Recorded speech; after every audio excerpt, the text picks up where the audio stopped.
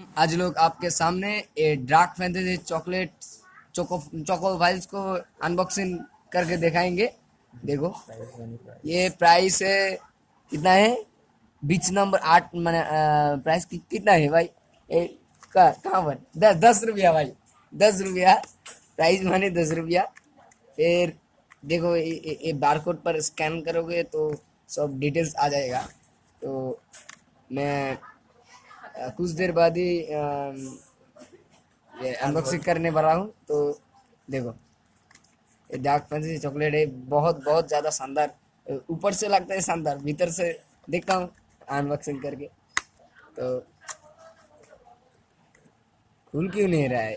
हाँ, खुल गया। बहुत टेस्ट। व्हाट व्हाट द, ये क्या है भाई? ये इतना बड़ा पैकेट में दो छोटा छोटा पैकेट। ठीक है, ये पैकेट है। पैकेट को खोलता हूँ।